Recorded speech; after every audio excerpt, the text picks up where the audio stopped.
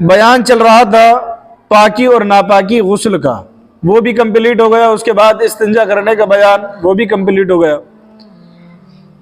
नमाज में कुछ ना कुछ कराहत ऐसी होती है, कुछ ना कुछ अमल ऐसा होता है कि अगर वो कर लें तो कभी नमाज मकरूह तंज़ीही होती है, कभी मकरूह तहरीमी होती है। मकरूह तहरीमी का मतलब होता है कि नमाज पढ़ना, जो नमाज पढ़ी है उसको लौटाना वाजिब होता है। और एक मकरूह तंज़ीही होता है कि अगर कोई अमल ऐसा कर लिया कि जो मकरूह तंज़ीही के तहत आता है, तब ऐसी सूरत में नमाज लौटाना जरूरी नहीं होता, नमाज हो जाती है लेकिन कराहत के साथ होती है।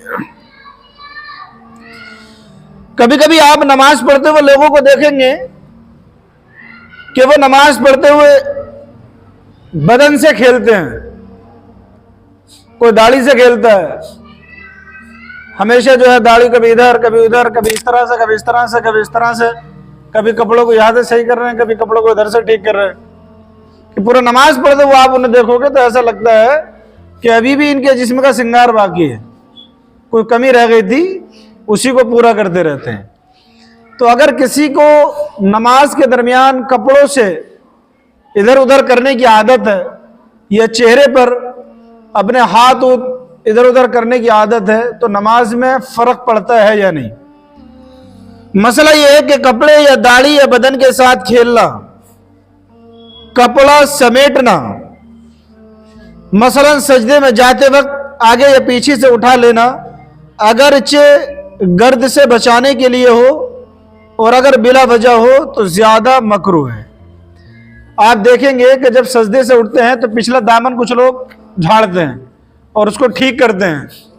तो इस तरह से सजदे की हालत में इस तरह से उठना, उठकर जो है कपड़े को पीछे से हाथ से वो करना, सीधा करना, ये नमाज को मकरूह तहरीमी बना देता है।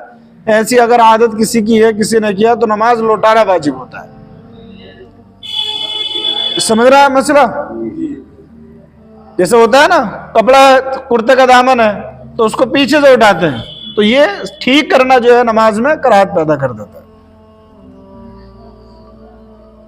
बाज़ लोगों को आप देखोगे कि जब सजदे में जाते हैं तो सफ में अगर उन्होंने दिखी धूल है यहाँ पे थोड़ी बहुत, तो उनकी आदत होती है कि सजदे में जाने से पहले हाथ से उसको साफ करेंगे ताकि उनके कपड़े मैले ना हो जाएं।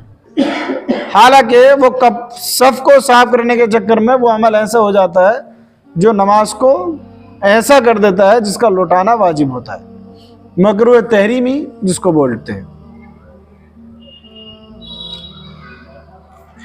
कपड़ा लटकाना, सर या मूंढे पर इस तरह डालना कि दोनों किनारे लटकते हों, ये सब भी मकरूह तहरीमी है। रुमाल दीजिए। जैसे ये रुमाल है, कोई रुमाल पहन के आते हैं तो एक तो ये होता गया, इस तरह से अगर डाल के कोई नमाज पढ़ेगा तो नमाज मकरूह तहरीमी वाजिबुल इआदा होगी। इस तरह से अगर पढ़ लेगा तो नमाज हो जाएगी, बिला कराहत हो जाएगी। और एक तरीका यह है कि रुमाल है तो रुमाल को लिया, और फजर में ज्यादातर होता है, चादर ओढ़े हुए होते हैं, और इस तरह से लपेट लिया, पूरा ये चेहरा छुप गया। नमाज में चेहरा छुपाना वो नहीं है। अगर इस तरह से उसने किया, रुमाल को चेहरे छुपा लिया और नमाज पढ़ ली, तो नमाज मकरूह तहरीमी वाजिबुल इआदा। समझ में आ गई तीनों सूरतें?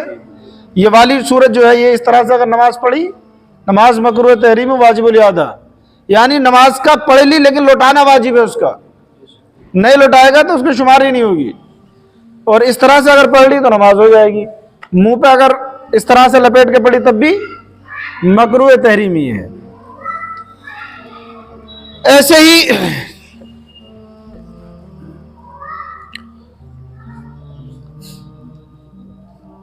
रुमाल या शोल या रजाई या चादर के किनारे दोनों मूंढों से लटकते हो, यह भी मना और मकरूह तहरीमी है।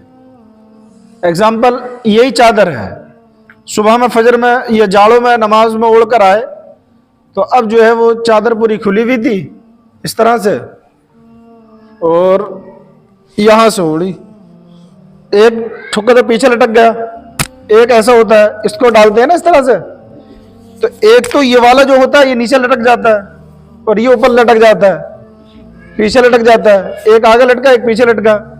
इस तरह से अगर दोनों ठुक्का लटका के अगर नमाज पढ़ी तो मकरूह तहरीमी होगी। समझ में आया मसला?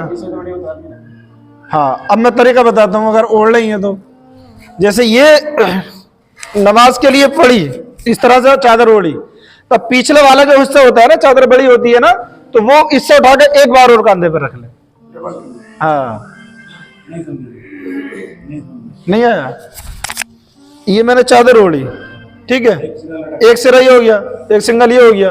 अब चादर लटकी होती है, उसके नीचे को जो उसको इधर को उठा कर रखना, फोल्ड कर ले उसको, तो वो जो दूसरा किनारा होगा वो फिर लटकने के हुक्म में नहीं हो जाएगा। हाँ, और आम तरीके पर आप देखो, जो चादर ओढ़ करके नमाज पढ़ते हैं ना, 90% का हाल यही है, क्योंकि मसला पता नहीं होता है और ऐसे ही नमाज पढ़ करके चले गए। कान ढक सकते हैं, लेकिन ये चेहरा ना ढका हो। कान अगर रुमाली है तो रुमाल से इस तरह से आपने लिया, यहां से ओढ़ा, इस तरह से पढ़ सकते हैं। मगर दाढ़ी है, जिसके दाढ़ी नहीं है उसका तो मसला नहीं है। दाढ़ी है तो वो दाढ़ी निकाल ले अपनी, दाढ़ी ना छुपाए। दाढ़ी का छुपाना भी ये उसको मकरूह कर देगा। ऐसा लाए और इस तरह से हाँ पढ़ सकता है। नहीं, मास्क लगा के जिन्होंने नमाज पढ़ी है उनकी सबकी नमाज मकरूह तहरीमी है। नमाज के टाइम पे हमने भी उतरवाया था, क्योंकि नमाज के टाइम पे बाहर जाके मस्जिद का लगा लीजिए, लेकिन नमाज के वक्त जिसने पढ़ी है मकरूह तहरीमी वाजिबुल इआदा नमाज थी, पढ़ी हो तो उसको दोहरा लेना। ये मत कहना कि एक मसला और जो 5 वक्त की है वही नहीं पढ़ी जा रही और बढ़ा दी इन्होंने। मैं इसलिए जिम्मेदारी के साथ बता रहा हूँ, कल कयामत के दिन मेरा मुझसे पूछगा जो कि सही मसला, ये हम लोगों से ज्यादा सवाल होगा। मैदान हशर में मौलाना लोगों की एक लाइन अलग लगी होगी और वो जहन्नम में जा रहे होंगे। लोग पूछेंगे कि मौलाना लोग कैसा है, तो मैं दीन की बात बताते थे। तो वो उन मौलाना लोगों की लाइन होगी जो अपने नफ्स और ख्वाहिश और पैसे की तमा के लिए मसाइल बदल देते थे। ऐसे लोग होंगे। इसलिए बहुत एहतियात के साथ मैं जो भी मसला बताता हूँ, बहुत एहतियात के साथ और बहुत उससे कि कहीं दीन का काम करने चले थे और कहीं उल्टा हमारे ऊपर न पड़ जाए, क्योंकि ये काम आसान नहीं है। इसलिए मैंने बताया अगर आपका भला हो और आप जो है अगर ऐसे नमाज पढ़िए तो उनको दोहरा लें।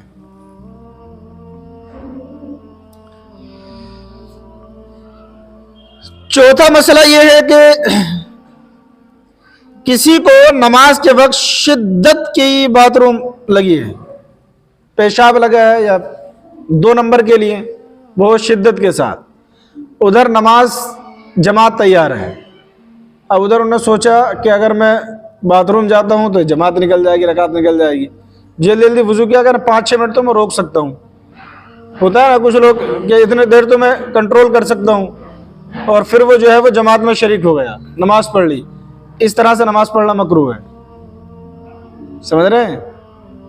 ये नमाज पढ़ना मकरूह है।